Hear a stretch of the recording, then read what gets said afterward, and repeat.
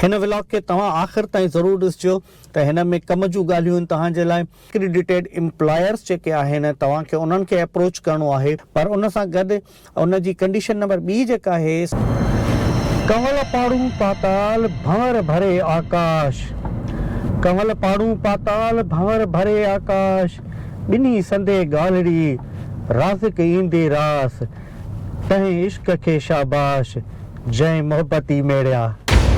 दुनिया जी कुंड कुर्च में रहंदड़ सभिनी सिंधी प्यारनि माण्हुनि खे तव्हांजे पंहिंजे यूट्यूब चैनल सिंधी एक्सप्लोरर शाहिद सिद्दीकी में तव्हांखे हिकु भेरो ॿीहर भलीकार चवां थो। उमेद त जिते बि हूंदो ख़ुशि हूंदो। जीअं त मूं पहिरीं बि तव्हांखे ॿुधायो पंहिंजे पहिरें व्लॉग में त के तमामु घणे दोस्तनि जी फरमाइश आहे या इहा डिमांड आहे कि असांखे इमिग्रेशन जे बारे में ॿुधायो। घणा दोस्त आहिनि जेके पाकिस्तान में ज़ाहिरी ॻाल्हि आहे हालात जे करे वीचारा परेशान आहिनि या सुठे रोज़गार लाइ, सुठे लाइफ स्टाइल जे लाइ, ॿारनि जे कैरियर जे लाइ ॿाहिरि निकिरणु चाहिनि था, त उन्हनि जी इहा ख़्वाहिश हुई त आउं को व्लॉग इमिग्रेशन ते कयां। ऐं ख़ासि तौर ते छाकाणि त आउं रहां थो न्यूज़ीलैंड में, त न्यूज़ीलैंड जी इमिग्रेशन जे बारे में ॿुधायां। सो अॼु जो व्लॉग आहे न्यूज़ीलैंड जी इमिग्रेशन जे बारे में।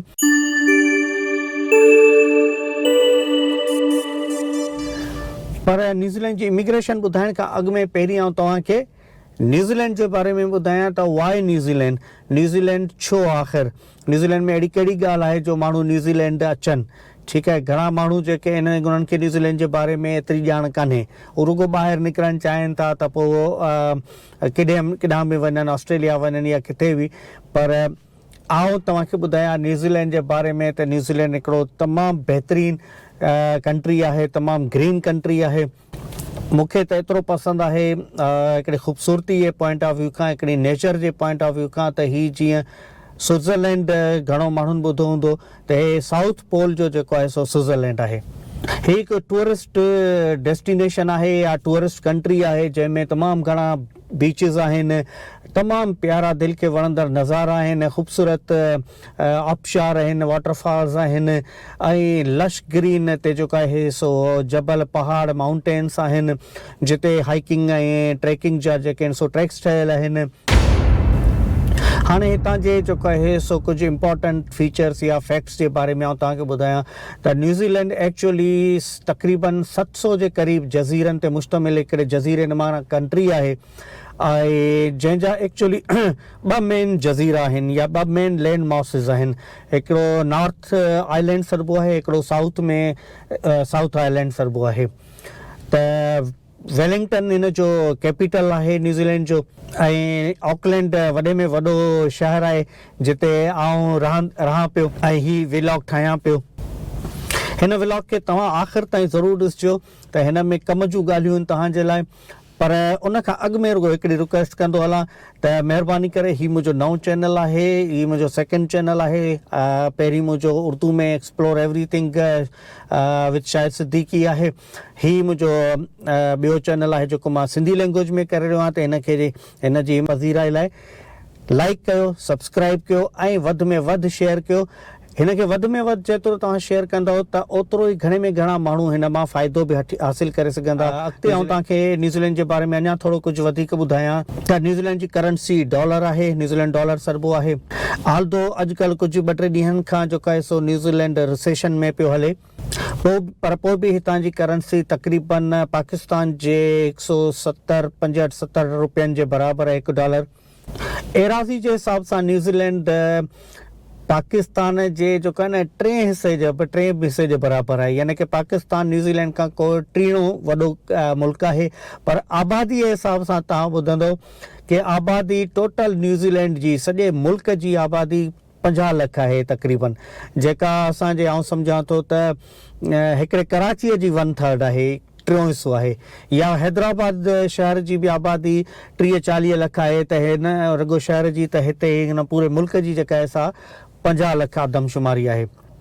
हितां जी घणी आबादी जेका आहे सा आहे गोरनि जी, सो घणो करे यूरोपियंस आहिनि हिते।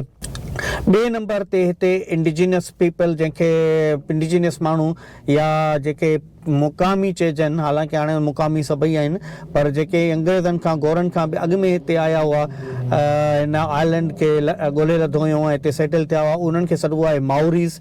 सो माउरीज़ आहिनि ऐं उन खां पोइ वरी चाइनीज़ बि हिते काफ़ी हाणे सेटल थी चुका आहिनि, इंडियंस बि काफ़ी तादाद में आहिनि, पाकिस्तानी थोरी तादाद में आहिनि, पर पोइ बि ऑकलैंड शहर में काफ़ी तादाद में आहिनि, ॿियनि शहरनि में बि आहिनि, पर सभ खां वधीक पाकिस्तानियुनि जी तादाद ऑकलैंड शहर में आहे। न्यूज़ीलैंड जो पासपोर्ट दुनिया जे 6 नंबर में स्ट्रॉन्ग पासपोर्ट मञियो वञे थो ऐं न्यूज़ीलैंड हैप्पीनेस इंडेक्स में दुनिया में 10-11 नंबर ते आहे ऐं हितां जा माण्हू जेके आहिनि सो फ्रेंडली बि ॾाढा आहिनि। न्यूज़ीलैंड ॾाढो ग्रीन कंट्री आहे, यानी तव्हां शहरनि खां ॿाहिरि वेंदो त पूरो तव्हांखे एरिया, माउंटेन्स, जेके बि रोड रस्ता आहिनि उहे ग्रीन नज़र ईंदा, पर शहरनि में बि जेकॾहिं तव्हां ईंदव त शहरनि में बि हिते जेको आहे सो तमामु घणी वणकारी थियल आहे ऐं नंढा नंढा असां वटि अर्बन फॉरेस्ट या रिज़र्व सॾिबो आहे हिते न्यूज़ीलैंड में, त उहे बि जेके आहिनि हर एरिया में, हर सबब में उहे आहिनि जिते माण्हू जेको आहे सो उते बि ट्रैक्स ठहियल आहिनि, उते वॉक कंदा आहिनि, जॉगिंग कंदा आहिनि। हिकिड़ी ॿी ख़ूबी स्पेशल ॿुधायां त न्यूज़ीलैंड में नांग बलाऊं कोन्हनि, माना स्नैक्स आहिनि ई कोन, त इन हिसाब सां बि सेफ आहे। बाक़ी हा, हिकिड़ी शइ जेका आहे उहा ख़ासि तौर ते जेका चइजेसि ड्रॉबैक आहे त हीअ रिंग ऑफ फायर सॾिबो आहे, जिते माना ज़िलज़िला ईंदा आहिनि दुनिया में, उन्हनि मां हिकिड़ो मुल्क आहे जिते ज़िलज़िलनि जो थोरो घणो ख़तरो रहंदो आहे हर वक़्तु। त उन सिलसिले में जेको आहे सो आख़िरी जेको वॾो जेको ज़िलज़िलो आयो हुयो 2010 अलाए 2011 में क्राइस्ट चर्च जेको साउथ आइलैंड में आहे सिटी, उन पासे ॾे आयो हुयो ऐं उन सिटी खे थोरो घणो डैमेज थियो हुयो। सो इहो त आहे साईं न्यूज़ीलैंड जे बारे में मूं तव्हांखे मालूमात ॾिनी, इंफॉर्मेशन ॾिनी ऐं वधीक वरी जेका आहे सा इंफॉर्मेशन इनशाला जेके अॻियां व्लॉग्स ईंदा त उन्हनि में बि इन खां वधीक तव्हांखे न्यूज़ीलैंड जे बारे में ॿुधाईंदुसि बि ऐं न्यूज़ीलैंड तव्हांखे ॾेखारींदुसि बि, छो जो एक्चुअली मां ट्रैवल व्लॉग्स घणा कंदो आहियां, मूंखे ट्रैवलिंग जो शौक़ु आहे ऐं नेचर लविंग पर्सन आहियां, त मां ख़ासि तौर ते जेके नेचर वारियूं ख़ूबसूरत शयूं आहिनि, आबशार थी विया, पहाड़ थी विया या ॿिया बि घणियूं जॻहियूं आहिनि हिस्टोरिकल ऐं कल्चरल, त आउं उन्हनि खे एक्सप्लोर कंदो आहियां, त आउं उहे वक़्तनि फ़वक़्तनि उहे बि तव्हांखे ॾेखारींदो रहंदुसि।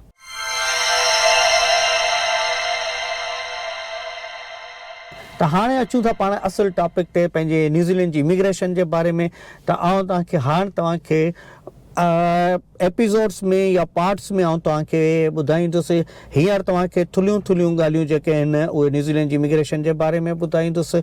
नेक्स्ट व्लॉग वरी जेको आहे सो थोरो अञा वधीक डिटेल में हूंदो ऐं वरी अॻिलो व्लॉग वरी उन खां बि वधीक डिटेल में हूंदो, छो जो न्यूज़ीलैंड जी इमिग्रेशन जा मुख़्तलिफ़ पाथवेज़ आहिनि, मुख़्तलिफ़ तरीक़ा आहिनि, त हर तरीक़े खे सम्झाइण में ॿुधाइण में थोरो टाइम लॻंदो, पर उन्हनि में सभ खां मेन जेको ॻाल्हि आहे सो मेन आहे त एक्रीडिटेड एम्प्लॉयर्स जेके आहिनि तव्हांखे उन्हनि खे अप्रोच करिणो आहे ऐं पंहिंजो जेको आहे CV वग़ैरह मोकिलणी आहे, त जेकॾहिं तव्हांखे उहे जॉब ऑफर ॾियनि था त पोइ जेको आहे सो तव्हां ईज़ीली न्यूज़ीलैंड इमिग्रेशन वठी हिते अची सेटल थी सघो था, पर उन जे लाइ जेको आहे सो तव्हांजी उमिरि जेका आहे सा 55 सालनि खां मथे न हुजणु खपे।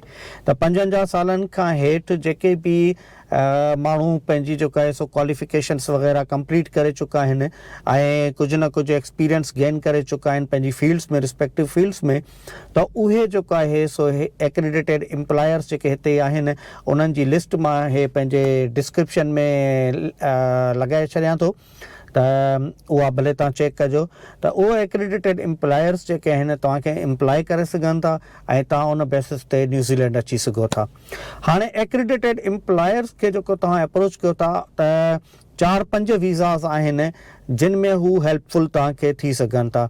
त सभ खां पहिरीं त जेका आहे सा हिकिड़ी आहे जंहिंखे चइबो आहे AEWV, A for accredited, E for employer and W for work and V for visa. त accredited employer work visa. त इन वीज़ा में छा आहे त अगरि हू तव्हांखे जॉब ऑफर ॾियनि था बेस्ड ऑन तव्हांजी जेको आहे सो एक्सपीरियंस ते ऐं क्वालिफिकेशन्स ते त पोइ तव्हां हिते एलिजिबल थियो था न्यूज़ीलैंड अची रहण लाइ। हाणे जेको आहे सो न्यू रूल्स जेके कया त उन में 5 सालनि ताईं तव्हां हिते अची रही सघो था। पर इन खे चइबो आहे टेम्पररी वर्क वीज़ा। ही 2022 में इहा स्कीम शुरू थी हुई जंहिंमें तक़रीबन 1,14,000 जे क़रीब जेको आहे सो हेसि ताईं इन वीज़ा ते अची चुका आहिनि माण्हू ऐं कोई तक़रीबन 34,000-35,000 खनि एक्रीडिटेड एम्प्लॉयर्स आहिनि जेके मुख़्तलिफ़ प्रोफेशन्स में तव्हांखे हिते जॉब ॾेई करे घुराए सघनि था। त इहे जेके एक्रीडिटेड एम्प्लॉयर्स आहिनि इहे तव्हांखे वरी जेके ॿियूं आहिनि जेके वीज़ाज़ उहे जीअं मिसाल जे तौर ते स्किल्ड माइग्रेंट कैटेगरी वीज़ा बि आहे। ठीकु आहे न। त जेकॾहिं तव्हां वटि को मख़सूस क़िस्म जूं स्किल्स आहिनि त उन्हनि जा जेके एक्रीडिटेड एम्प्लॉयर्स आहिनि उहे तव्हांखे वरी उन कैटेगरीअ में घुराए सघनि था। इहो डिस्कस वरी आउं तव्हांखां अॻिले व्लॉग में कंदुमि त वरी हर कंहिंखे माना डिफाइन ऐं डिस्क्राइब जेको आहे हर कैटेगरी खे आउं अलॻि कंदुसि। हींअर रुॻो तव्हांजे थुल्हे लेखे ॿुधाइण लाइ त कहिड़ियूं कहिड़ियूं वीज़ा जूं कैटेगरीज़ थी सघनि थियूं ऐं कहिड़ा कहिड़ा तरीक़ा थी सघनि था जंहिं ते तव्हां हिते अची सघो था। त हिकिड़ो इहो AEWV आहे एक्रीडिटेड एम्प्लॉयर वर्क वीज़ा, ॿियो आहे स्किल्ड माइग्रेंट कैटेगरी वीज़ा, टियों आहे care givers work to residence visa, चौथों transport work to residence visa. त जेके ट्रांसपोर्ट सां रिलेटेड आहिनि केयर गिवर्स सां माना केयर गिवर सां जेके आहिनि रिलेटेड माण्हू प्रोफेशनल्स। अच्छा त ही जेका ॿी कैटेगरी आहे स्किल्ड माइग्रेंट कैटेगरी त इन में तव्हांखे तव्हांजी स्किल्स जे बेसिस ते हाणे हिननि वटि हिकिड़ी लिस्ट आहे स्किल्स जी इन डिमांड। ठीकु आहे छो जो न्यूज़ीलैंड में कुझु स्किल्स जी शॉर्टेज आहे त उहा जेका आहे उहा बि मां डिस्क्रिप्शन में जेका आहे सा लिंक ॾेई छॾियो आहे उहो तव्हां ॾिसी वठो चेक करे वठो त छा तव्हांजी स्किल्स उन्हनि सां मैच कनि थियूं। त अगरि तव्हां वटि उहे स्किल्स आहिनि त तव्हां जॉब वरी बि उन्हनि एक्रीडिटेड एम्प्लॉयर्स खे जेको आहे सो अप्रोच कंदव। तव्हां पंहिंजे स्किल सेट जे हिसाब सां जेके जॉब्स आहिनि उन्हनि जा एक्रीडिटेड एम्प्लॉयर आहिनि उन्हनि खे अप्रोच कंदव CV जे थ्रू। ज़ाहिर ॻाल्हि आहे ईमेल कंदव तव्हां पंहिंजी CV ॾींदव ऐं उन सां गॾु तव्हांजे पुलिस चेक्स मेडिकल वग़ैरह बि गॾोगॾु तव्हांखे ॾियणा पवंदा। सो तंहिंजे करे ही थोरो प्रोसेस फास्ट आहे।